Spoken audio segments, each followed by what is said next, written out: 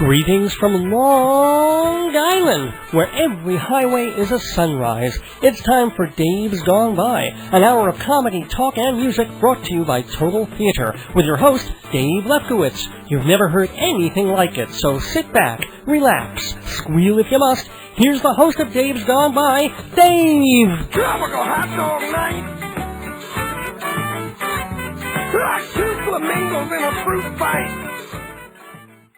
Here I come, walking into the studio. I get the funniest looks from the angry Christian radio people across the hall. Hey, it's Dave's Gone By, Sunday nights 11 o'clock.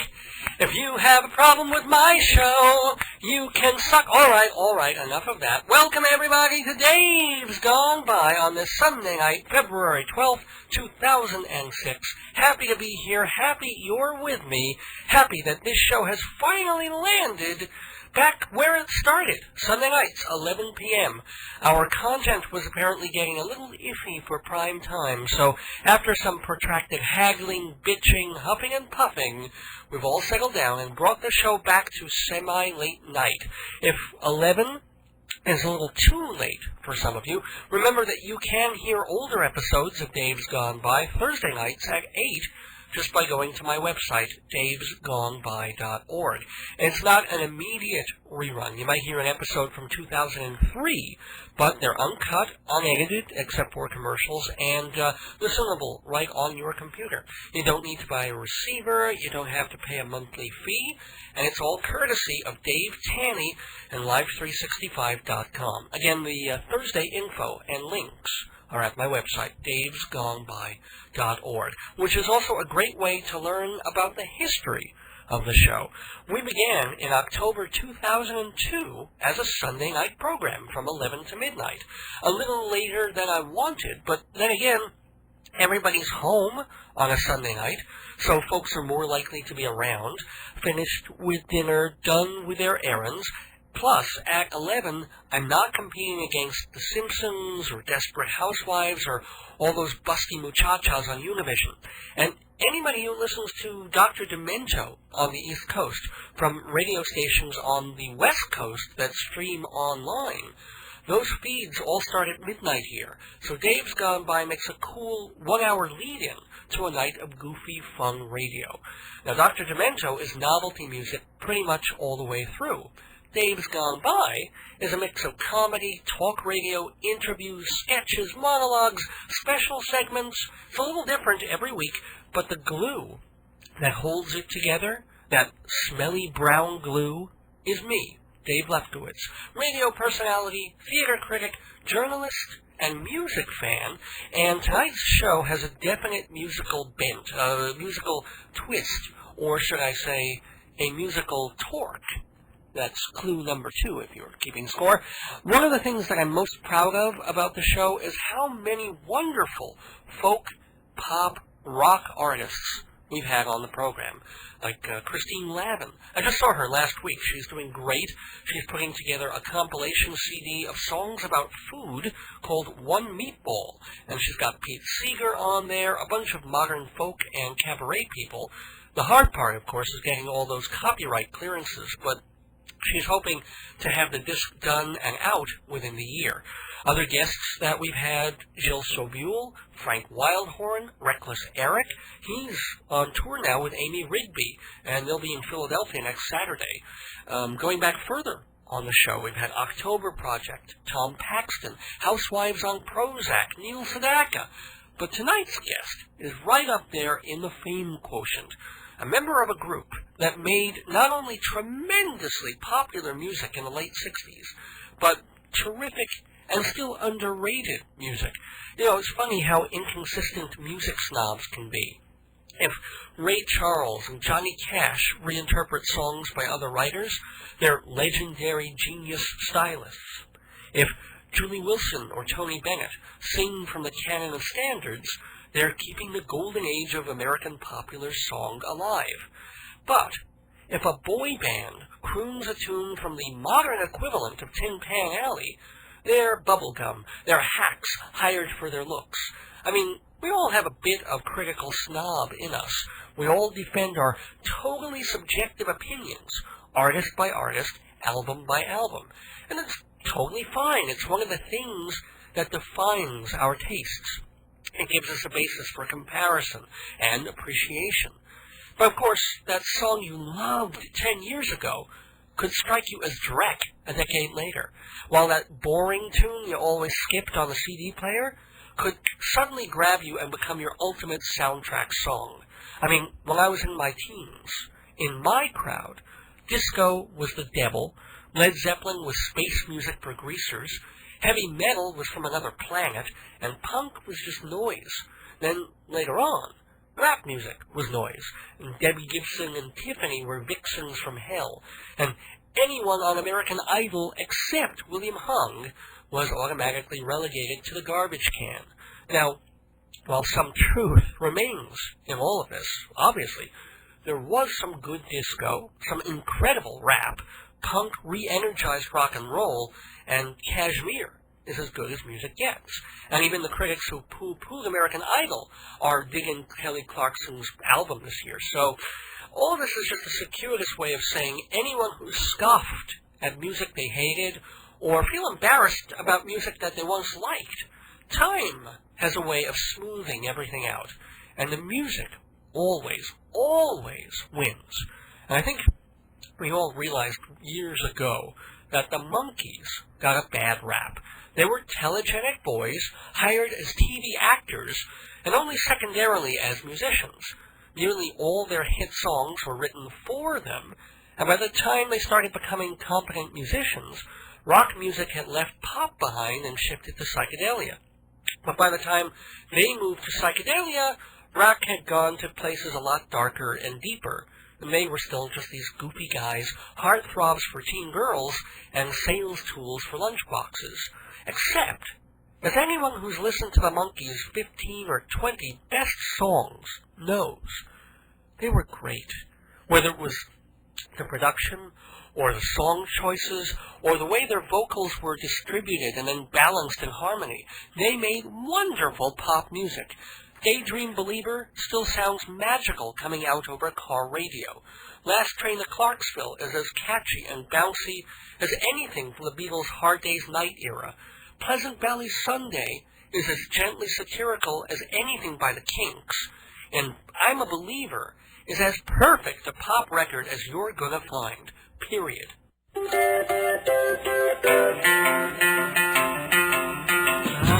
Love was only true in fairy tales, and for someone else, but not for me. Our love was out to get me. That's the way it seemed. Disappointment haunted all my dreams. Then I saw her face. Now I'm a believer. Not a trace. Hooked out in my mind. I'm in love. I'm a believer. I couldn't leave her if I tried. I thought love was more or less a given thing. Seems the more I gave, the less I got. What's the use in trying? All you get is pain. When I needed sunshine, I got rain. Oh, then I saw her face. Now I'm a believer. Not a trace. Hooked out in my mind. I'm in love. I'm a believer. I couldn't leave her if I tried.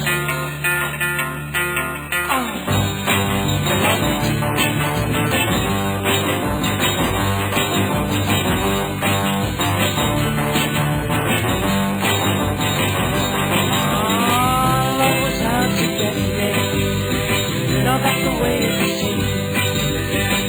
Disappointment haunted all my dreams. Oh, then I saw her face. Now I'm a believer. Not a trace. Hooked out in my mind. I'm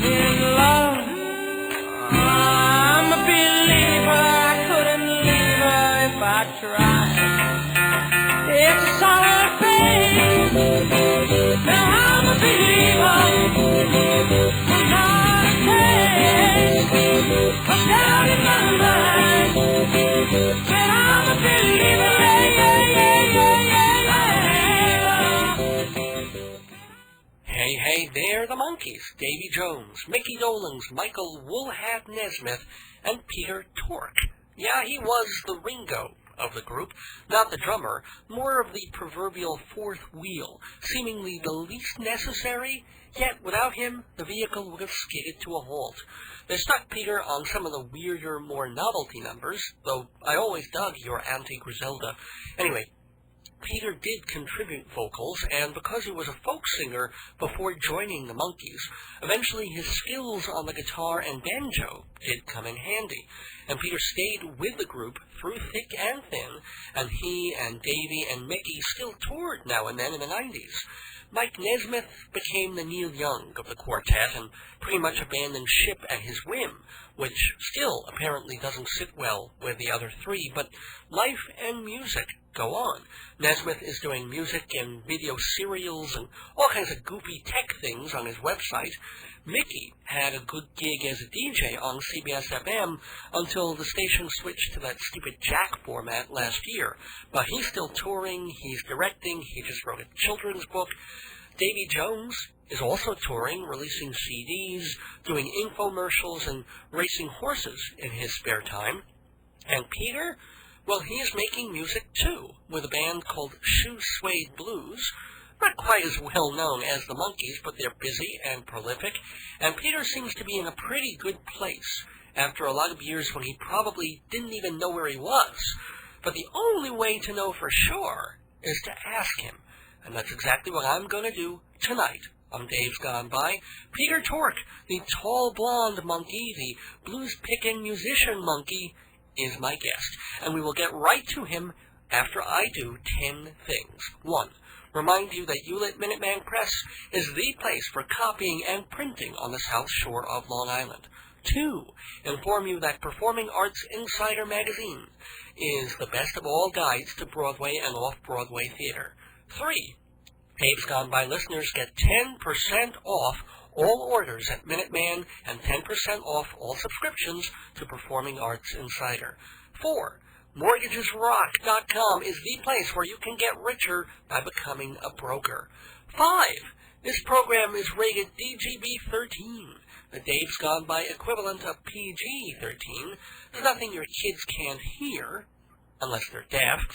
6. If you're having trouble hearing this program because your radio is staticky or the signal fades, listen online right now at davesgoneby.org. 7. There is no number 7. 8.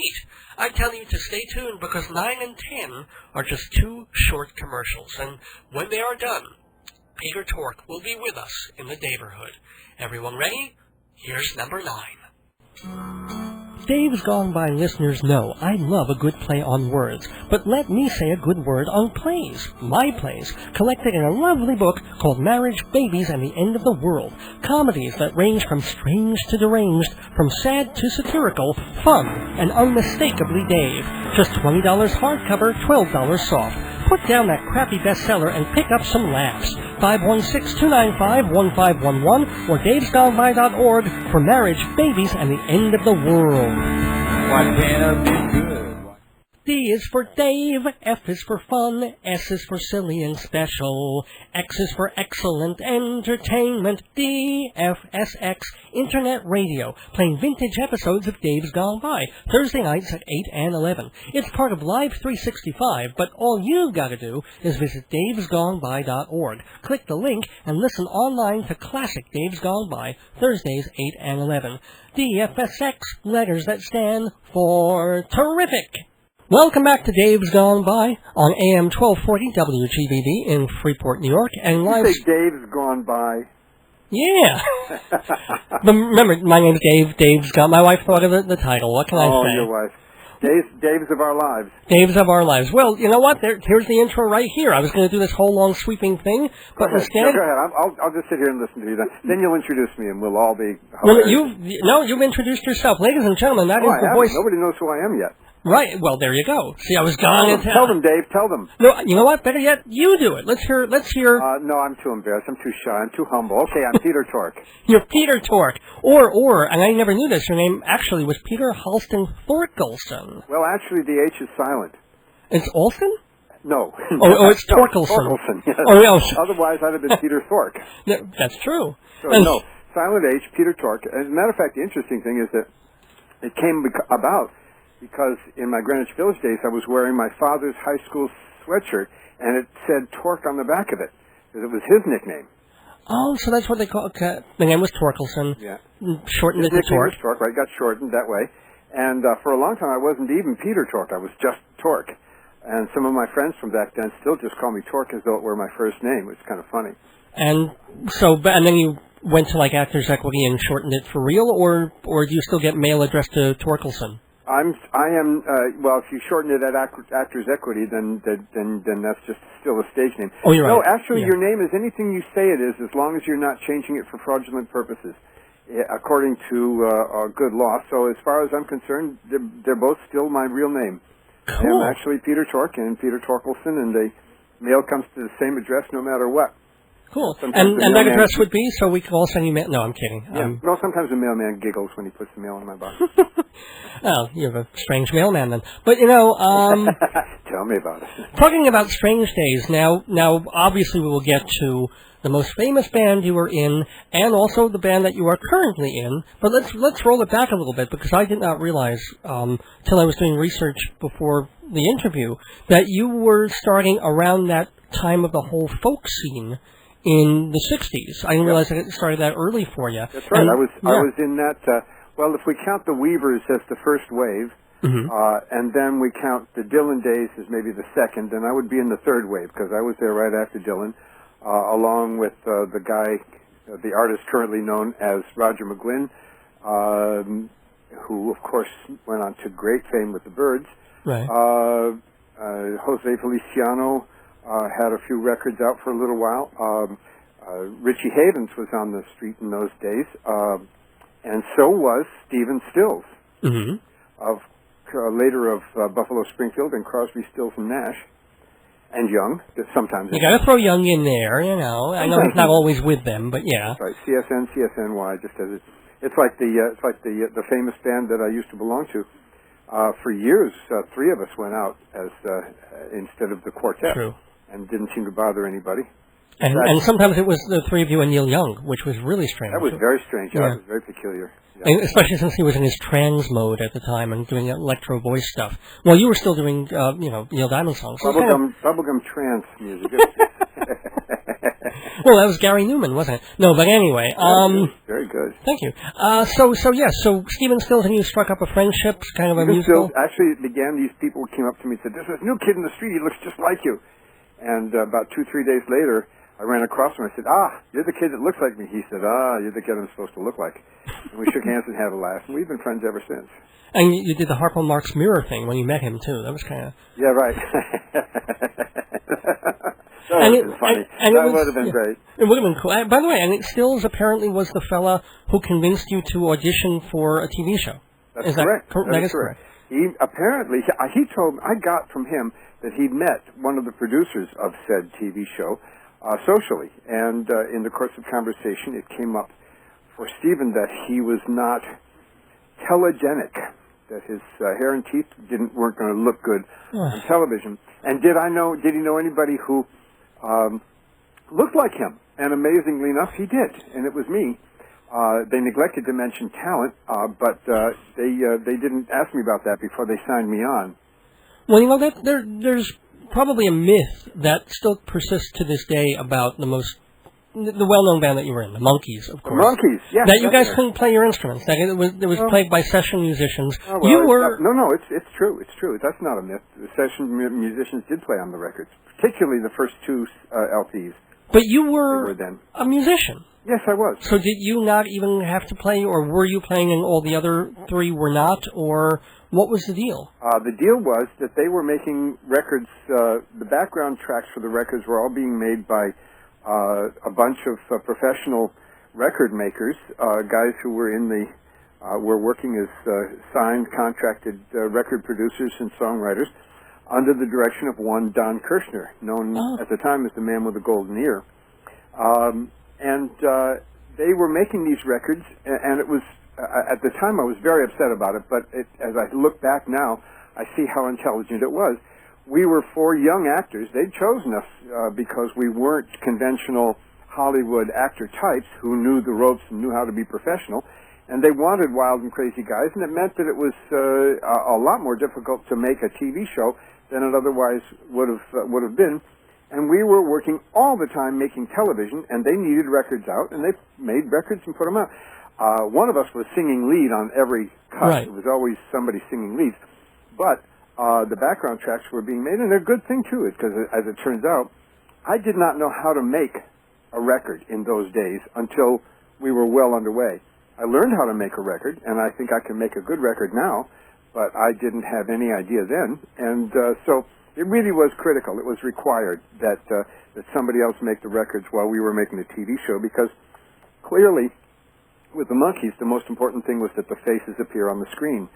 The Beatles went about it differently. Their faces went on screen after their music made it.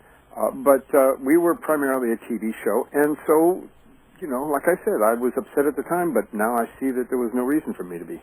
Right, and after the third and fourth album, you guys, I guess, started to have more musical input. Third album, we made the third album all by ourselves. Right. Pretty much. Yeah, and I listen to it now, and it's certainly about the same as the first two. And in fact, the third album had a longer half-life than the second. So, you know, there must have been something in it that the fans appreciated or liked, because while it didn't outsell the second, however high it went, it took longer to slope off, if you know what I'm saying. And just remind people of the names of the first three albums. The first album was Meet the Monkees, the second was More of the Monkees, and the third was Headquarters. Okay, there you go. And Headquarters has seemed to be... Pisces, Aquarius, Capricorn, and Jones, which was a kind of... We went into a mixed mode after the third album. Mickey felt that he couldn't play drums as well as he might want to, and in fact, he wasn't a great drummer, but, you know, he was our drummer, and that was enough for me. I liked him playing drums. He was a wild and crazy drummer, but he didn't want to do it. Jonesy's rhythm part, when we were making the tracks, was banging a tambourine. Right. So I got good and sick of it and took a terrible bruise on his hand, so he hung that up. So Michael and I played guitar and keys and bass and what have you on a lot of the cuts after that. But we also had professional studio musicians working with us, so we went into a kind of a mixed mode. Listen to me, hear what I say. That's right, buddy. Listen to me anytime you want, because Dave's Gone By episodes are preserved on compact disc. Entire shows with a nice cover, track listings, own your favorites, or give a Dave's Gone By CD gift. Dave'sGoneBy.org has an episode guide, and you can order there too. $12 for CDs, shipping included, but add an extra $1 if you want an autograph. So go to Dave'sGoneBy.org, buy a CD, and listen to me.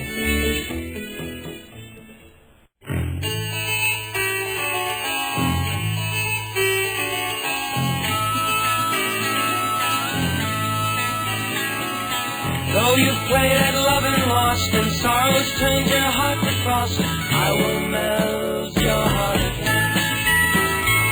Remember the feeling as a child when you woke up and morning smiled. This time you felt like we did again.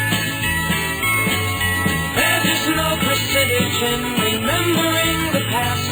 It's time you learn to live again at last. Come with me, leave yesterday behind, and take a giant step outside your mind. You stare at me in disbelief, say for you there's no relief, but I swear I'll prove you wrong. Don't sit in your lonely room, just staring back in silent gloom. That's not where you belong. Come with me, I'll take you where the taste of life is real. Yes, every day holds wonders to be seen. Come yesterday and take a giant step outside your mind. Hi, this is Peter Tork, former and maybe sometime Monkee, and you're listening to Dave's Gone By on WGBB. Was it kind of weird working on a TV show that was geared for young America and was kind of like a pop art cartoon at the same time that it was so into the psychedelic era at that point Well, that... no, you're. I think that your timing is just a hair off. Okay. Psychedelia didn't hit really until we were well underway. It was at least not the mainstream. And of course, the main thing about Hard Days, about the Monkees, was that it was a Hard Days Night style show, and that was romps and guys being cheeky. Right. That was what it was about. But did it get weird after the first season or two, where you, again, as it was sort of with the Beatles when they got a little older and they felt confined in certain characters that they had to be?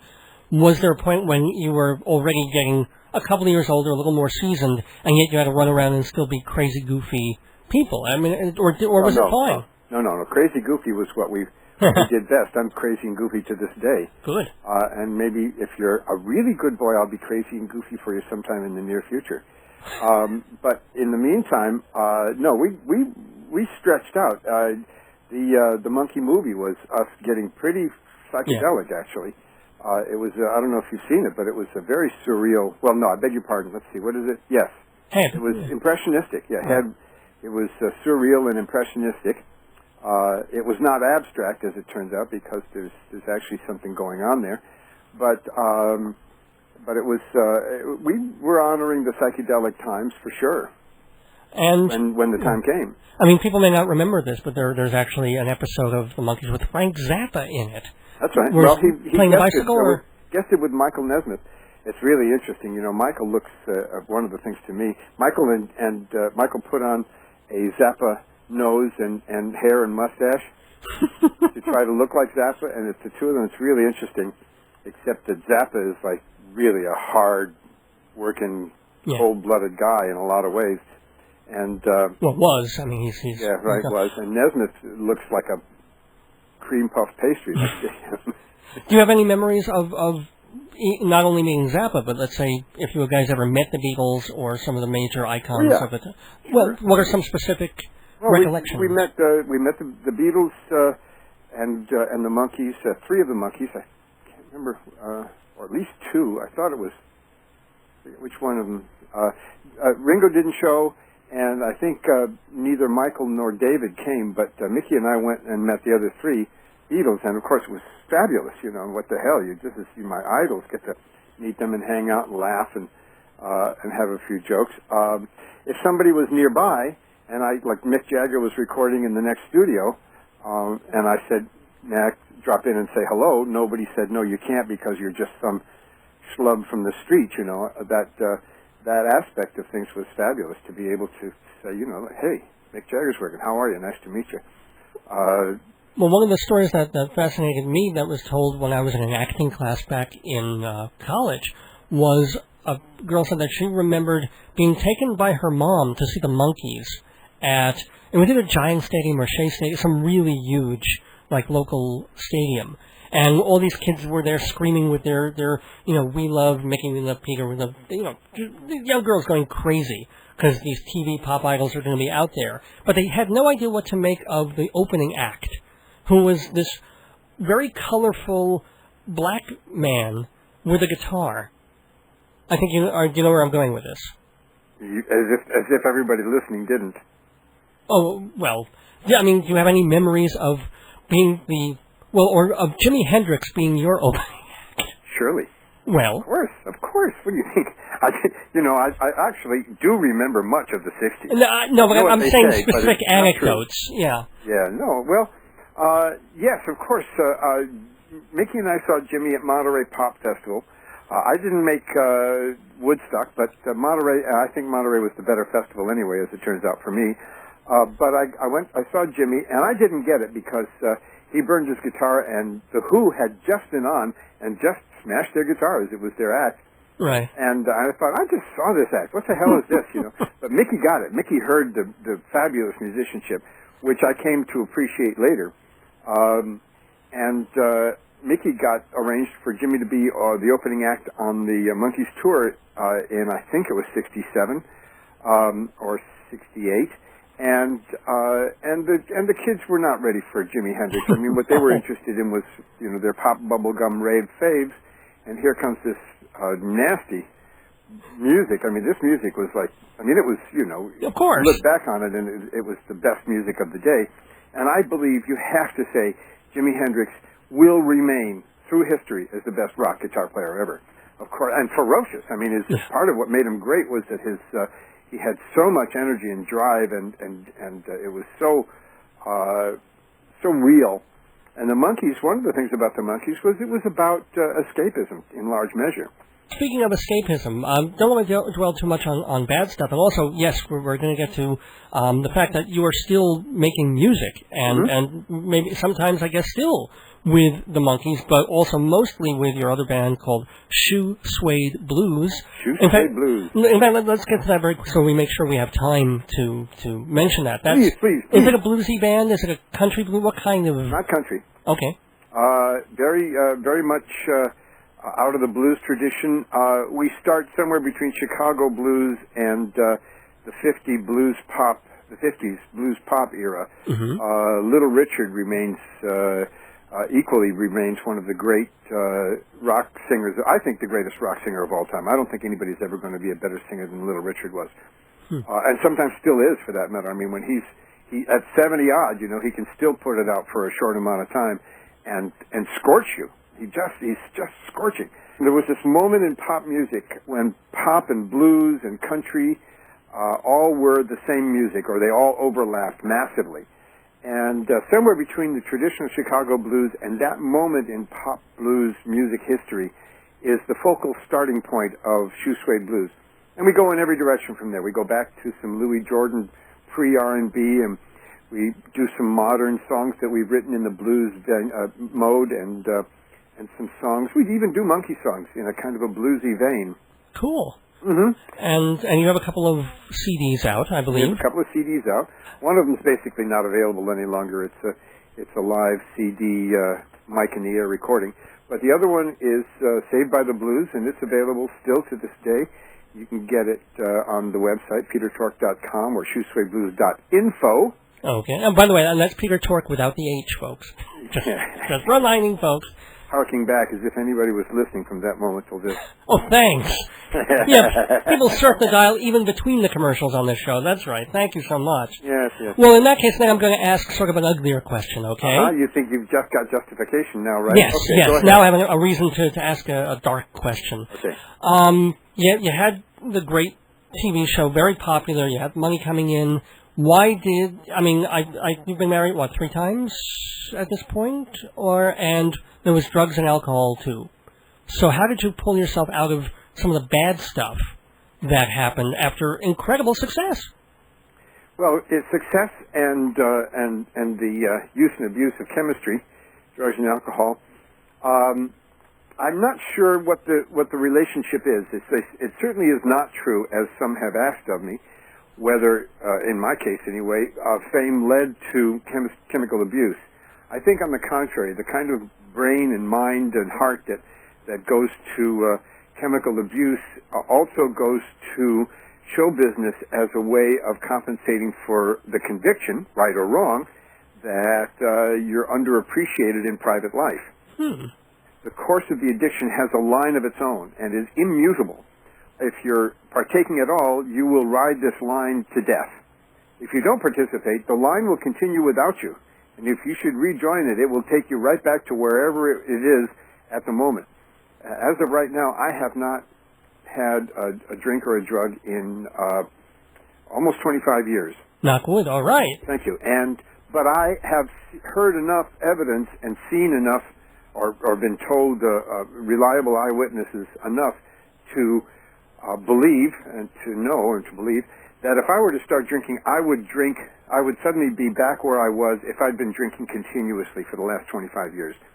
In other words, the course of the disease, it really is a disease, or the syndrome if you don't like the word disease, the course of alcoholism and drug abuse is immutable. It goes on without you if you're not partaking. So, do you go weekly to meetings and that kind of thing, or monthly to meetings, or how? No, whether I go to meetings or not is not something that I have that would be the concern of anybody in public. Sure. Okay. But it is certainly true that I've relied on a lot of help to get to stay sober, and that I couldn't have done it by myself. In fact, trying to do it by yourself is part of the disease, part of addiction, the addictive process. Addictive behavior is having to do it by yourself and believing you have to do it by yourself. And I've been blessed not to have to do it by myself, to have a large measure of help. Certainly no way to do it without.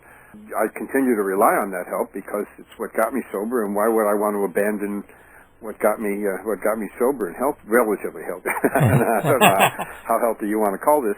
But I certainly am better off. There's no getting around that. And I brought up also, are you married now? No, I'm not. You're not? Okay, so single looking, single sick of women, single into sheep, what? Where are you at? I am, I don't know what to say. I'm dating a lot, cool. but I have nobody on the horizon that I am sure is the one other. I think I'm probably past the point in my life where finding the one and falling in love and agreeing to try to create something together is possible.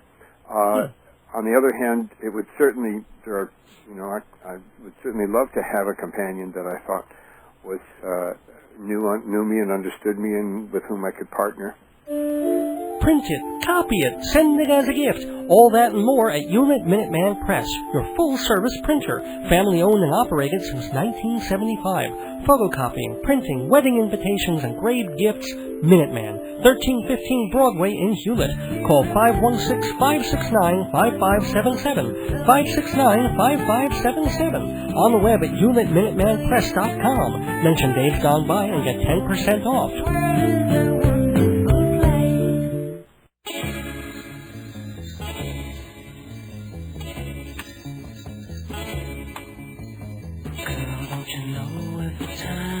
Smile. So bad, 'cause when I see you, I start crying. Stop, but there's no denying. In love with you, girl, is just like dying.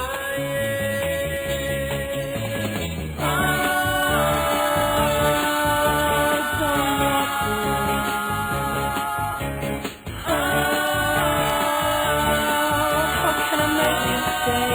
Don't turn away. I can still hear you saying those words that never were true. Spoken to how nobody but you. Words with lies inside, but small enough to hide. Hear you playing what's true. Girl, don't you know we could work it out with talking? Turn around or slow down your walk. I've given you everything with kiss to see. You had to get your kicks out of trying to steal it.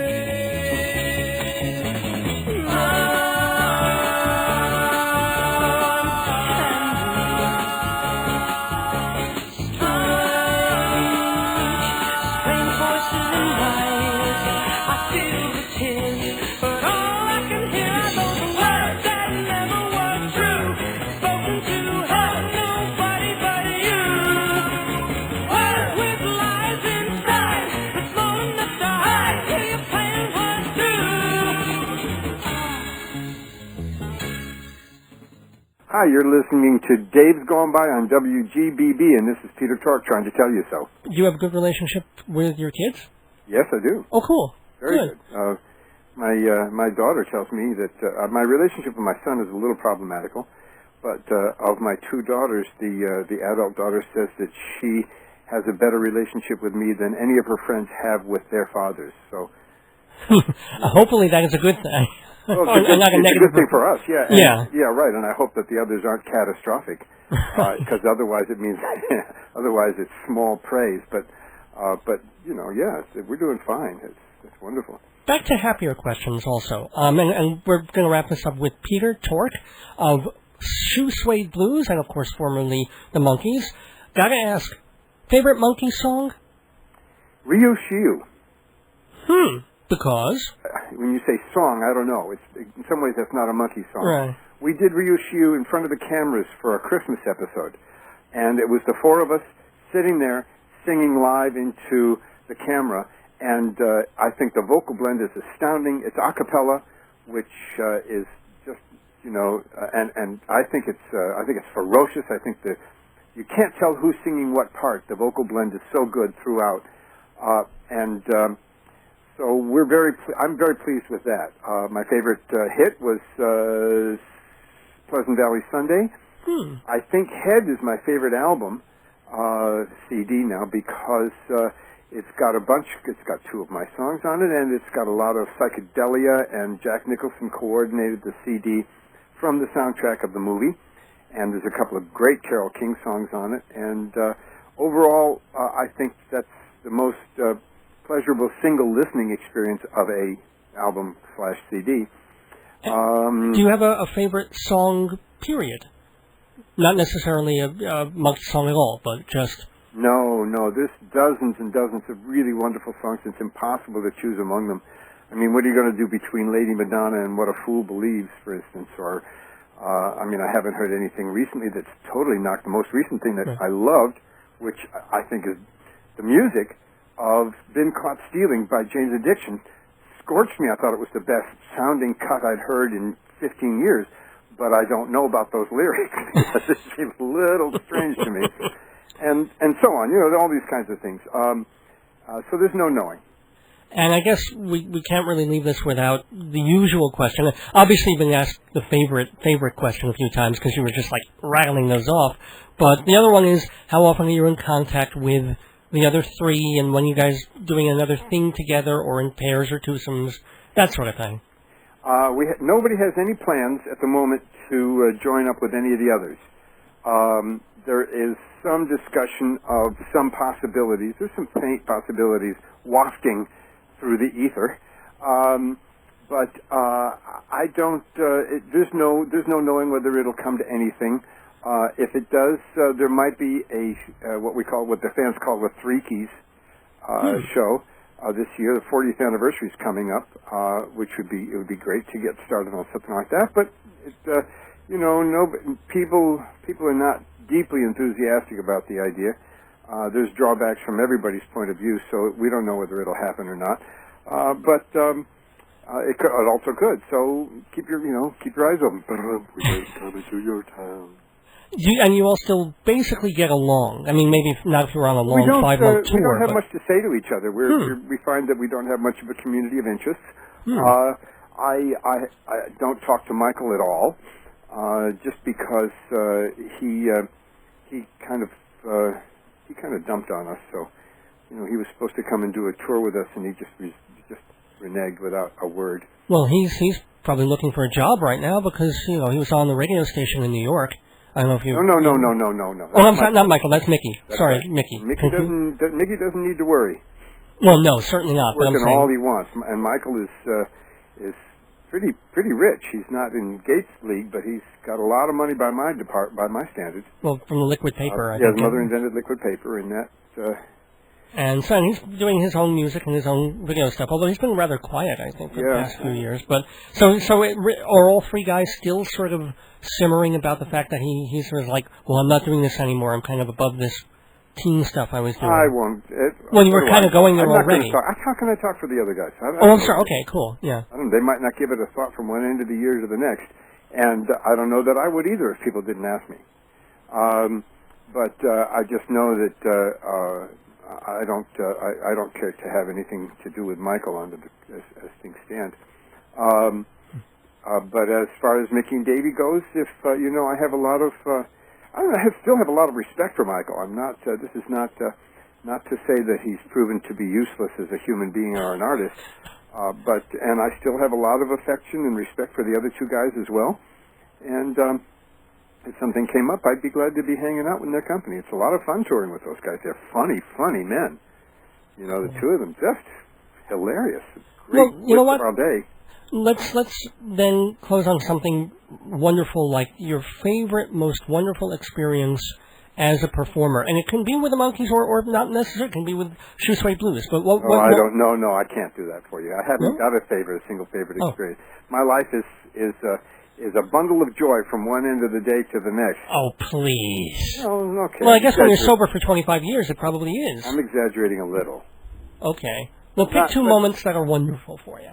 Well, you know, this is a wonderful moment. I'm gazing over at my computer screen. It's showing me pictures of the cosmos on my screensaver, and that's just a wonderful visual. Oh, you're looking at porn. Admit it. You're looking at porn. Don't lie. I'm kidding. Not to say I never have or wouldn't again, but I certainly am not at the moment. I have a great, wonderful picture of the moon on a brilliant LCD screen, and I'm currently wandering around a house whose core was built in 1755. Whoa! And with the wood stove burning away, and my guitar player from the band Shoe Suede Blues is already here, and we laugh a lot, and we have great jokes, and we talk good stuff, and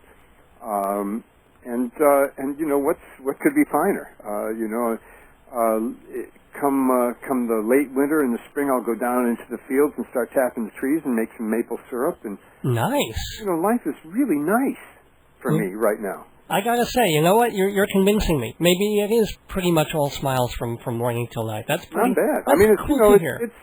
it's not that there aren't things that are disappointing that happen now and again. I mean, a bad episode of West Wing will just really bring me down. Well, Peter Tork, you've brought us all up for a half hour of wonderful conversation. Thank you so much, Dave. Wish you best of luck with Shoe Suede Blues and everything that you do. Thank you. Thanks. Psst. You want to buy a watch? No? How about a dishwasher? Vacation to Europe? Well, what's wrong with selling my stuff this way? How else? Advertise on Dave's Gone By. Take a 30 or 60-second ad on the radio? I can't afford that. I can, and I'll reach thousands of listeners all over America. How do I... davesgoneby.org has all the info. Rate card and everything? Done deal. Hey, before I go, want to buy a raincoat full of watches? You're listening to Dave's Gone By on WGBB, and this is Peter Tork trying to say that. Look out, here comes tomorrow, that's when I'll have to choose how I wish I could follow someone else's shoes. Mary, oh what a sweet girl, lips like strawberry pie. Sandra, long hair and big girl, can't take up my mind. I see all kinds of sorrow inside, all alone one. Look out, here comes tomorrow. Oh how I wish tomorrow would never come.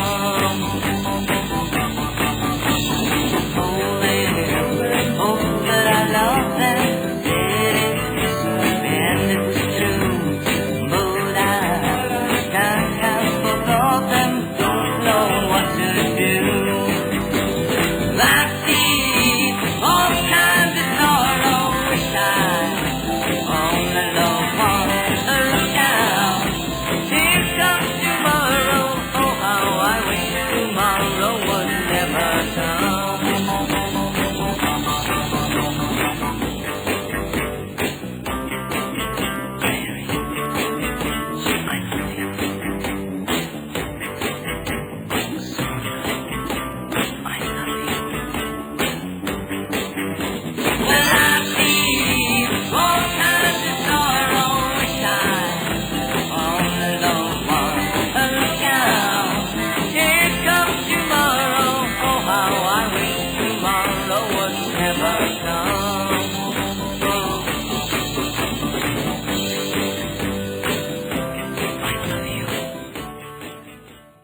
Hi, this is Peter Tork. You're listening to me talking with my mouth, and you're listening to Dave's Gone By on WGBB. Try saying that 5 times fast.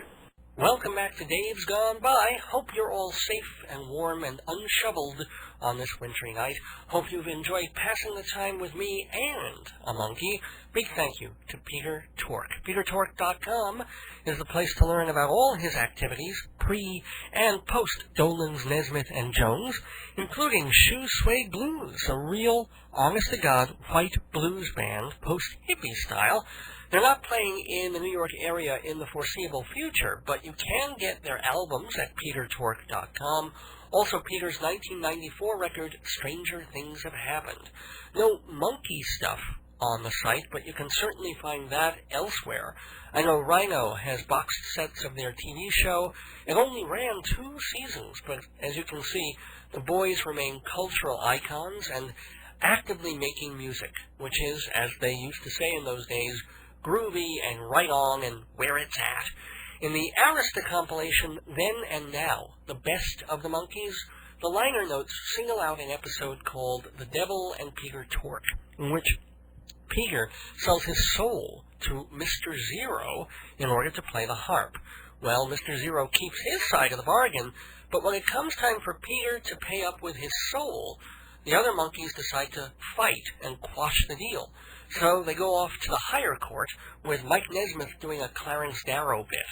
And he says, Mr. Zero, you didn't give Peter anything in return for his soul. Peter didn't want fame and fortune. All Peter wanted was just his music. You didn't give him the ability to play the harp. He loved the music that came from the harp. The power of that love was inside him from the first. If you love music, man, you can play music. All it takes is just love, because in the final analysis, love is power. That's where the power's at, and that's really all there is to that. Yes, ladies and gentlemen, it took a lot of drugs to write that speech. A lot of drugs. But it's sweet, and it was the 60s, and most of it is true. I mean, it takes more than love to play any instrument, as anyone who's heard me play the piano will attest. But Peter, like all the other Monkees, went through the great times and the rotten times and the fame and the drugs and the women and the starting over, and I thank Peter for giving us a glimpse of all of that and for being such a funny and open Dave's Gone guest. Special thanks to Penny Landau of Maya Associates for setting all that up. Penny wants to remind everybody about the next Big Apple convention, March 31st through April 2nd at Penn Plaza on 7th Avenue. Lots of celebrities, autographs, the whole schmear. In fact, George A. Romero and Elvira, Mistress of the Dark, will be at the next Big AppCon at the end of March. It's the oldest and longest-running comic, art, and toy show in New York City. Peter Tork was at the last one, which was when we were first planning this interview, but I figured, why not hold the interview until Peter's birthday, which is exactly 5 minutes away. Happy birthday, Peter Tork, 64 years old. Yes, Peter, we'll still need you when you're 64. And whether you're 24, 64, or 104, you might know someone who's thinking about refinancing their home or getting a business loan or needs to borrow money for a big event. You can help them and reward yourself at the same time by going to mortgagesrock.com. They'll teach you how to be a mortgage broker. It's not rocket science, it's just paperwork, and finding homeowners who are looking for good rates to borrow the money they need. Bring them to mortgagesrock.com. The more work you do, the more commission you get. Licensed in New York State by Discount Funding Associates, mortgagesrock.com. And they're not just some internet portal. It's a real live office with real people on the phones, in person. I pass them every day. And every day, the office gets bigger and more active and more successful looking. So stop in their Hewlett branch or go to mortgagesrock.com, because making money never sounded so good. And making the Monkees sound so good on this program was helped a lot by our sponsors, Performing Arts Insider, Theater Magazine. Visit performingartsinsider.com, because Dave's Gone By listeners get a 10% discount on subscriptions. And Hewlett Minuteman Press, the copy mavens of the South Shore. Great bunch of guys, and they do fine work. And they give Dave's Gone By listeners 10% off. So, yay all around. Quick reminders before I go. To hear vintage episodes of Dave's Gone By, tune in Thursday nights at 8 and 11 at live365.com, the DFSX radio channel. They air 2 episodes of the best of Dave's Gone By, back-to-back at 8, and then they repeat them at 11 Eastern. Just go to davesgoneby.org, click the link, and listen right online. And Dave's Gone By is also the place to buy all our older episodes on CD. not too early to plan for a cute Purim gift. You can also buy my book, Marriage, Babies, and the End of the World, $20 hardcover, $12 trade paperback, all at davesgoneby.org. Tuesday is Valentine's Day, so whether you have a significant other, or you've sworn off the opposite sex, or the same sex, I hope you make it a good one. I'm lucky enough to have my beloved Joyce, wife of nearly 8 years. She's more than my Valentine. She's my friend, my companion, my sweetie. She's the thorn in my side and the angel by my side. She's my Joyce, and I love her very much. And a big bouquet of hearts and flowers to all of you for listening. I'll be back next Sunday, February 19th, for the 161st episode of Dave's Gone By. Until then, don't miss your days going by. This is Dave Lefkowitz wishing you good night, loving times, and gone by.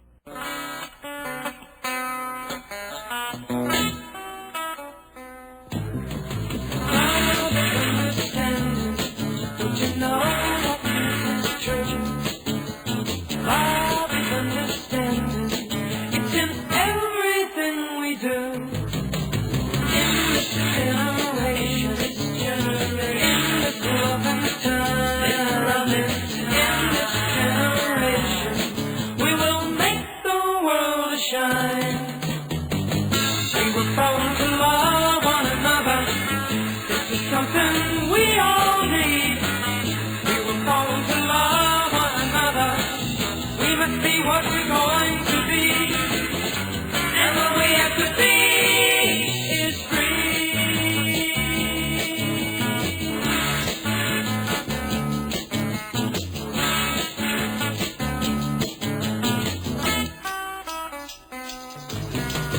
In this generation, in this loving time, in this generation, we will make the world shine.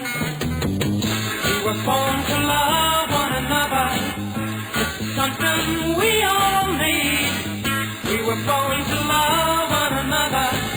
We must be what we're going to be.